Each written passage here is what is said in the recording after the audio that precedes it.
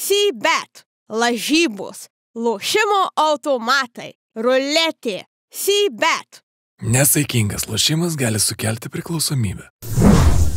Džiugu, po Realo rungtynių, pasakyti, sugrįžom į ten, kur buvom, į savo ritmą, į savo žaidimą ir džiaugiamės pergalę. Kokie pagrindiniai apie pergalės argumentai, kurie būtų?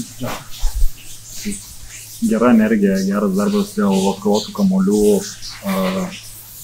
tos rizikos, kaip galima sakyti, ir veikia. Tie žaidėjai Moneke primetė daug taškų, bet daug primetimų išmetė ir komanda praktiškai nepasijungia, kai jisai bėgdamas į tranziciją paleisdavo 30, kas jam nebūdinga. Tai, manau, tie dalykai veikia ir Howardas primetė ir sunkių metimų, bet manau, buvo vis tiek tas darbas neblogas ir kai jisai vienas tokius metą plus Moneke pasijungia, tai visa komanda be jų atjungta yra, tai viskas, manau, neblogai. Atrodo, kad puikiai pavyko Markusą Howardą užrakuoti.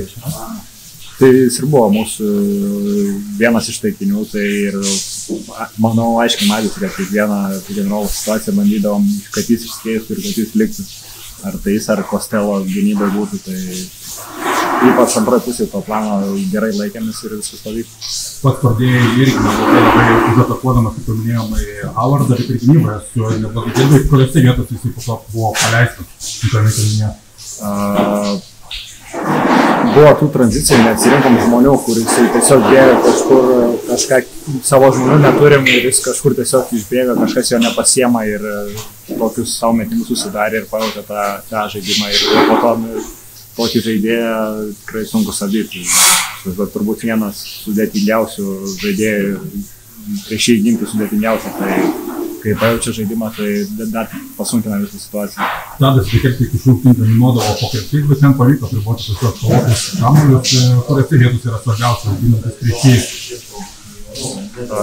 Tai kaip ir žinom, čia ir visi tie interviu ir straipsniai, kad čia Eurolygoje pirmauja pagal atkovotus kamuolius, tai visų pirma džiugu už jį, bet manau, kiekvienas prisėmė tą asmeniškai ir bandė neleisti jam to, ką jis daro geriausiai daryti, tai kažkiek tvarkymas, nežinau, kiek jis kamuolių atkovoja, bet manau, sakau, ir iš kitos pusės buvo, kad visi žaidėjai jų atjungti buvo nuo žaidimo, kai Moneke savo leido tokius metimus ir Howardas, tai kiti tokie, kaip pasakyti, be rolės žaidė.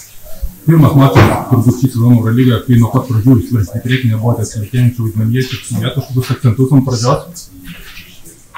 Ne, nežinau, vis tiek tas žaidimas nebuvo tobulas, bangavom, man atrodo, 2 kartus susigrojom didelę persvarą ir jie vėl grįždavo, tai negali prieš kitas komandas taip žaisti, nes juos neatleis, tai džiugu, kad pasiekėm pergalę, bet kaip matom, yra daug kur ką galima pataisyti. Brady Maneko rezultatyvumas nuo kiekvieno mačo pirmųjų rungtynių, kokią įtaką turi Žalgirio puolimas?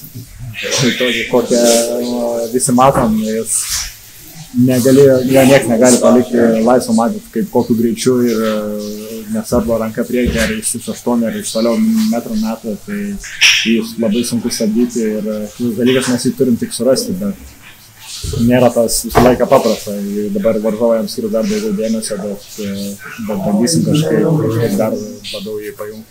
Ar esi laikas geresnių metikų per savo karjerą?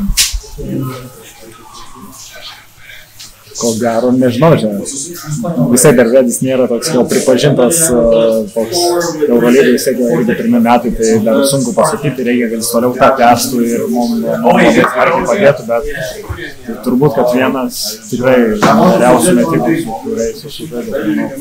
Kaip manai, kokį pliusą per šią savaitę jums sudėjo Dovydas Giedraitis?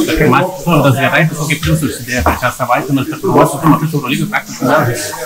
Didžiulį pliusą užsidėjo. Kiekvieną treniruotę sunkiai dirba, bet kurią minutę rungtynių, kada išeina, kaip ir kažkas sakė, išeina 2-3 minutės ir po to vėl neišeiti yra sudėtinga kažką parodyti, o dabar gavo tų minučių ir parodė, kaip jis gali žaisti. Visi už jį labai džiaugiamės ir tik jam reikia dar daugiau drąsos ir nebijoti prisimti to atsakomybę. Ir svarbiausia, kad kaip ir pernai nekamuotų jokios traumas ir bus viskas labai gerai. C-bet, lažybos, lošimo automatai, ruletė, C-bet. Nesaikingas lošimas gali sukelti priklausomybę.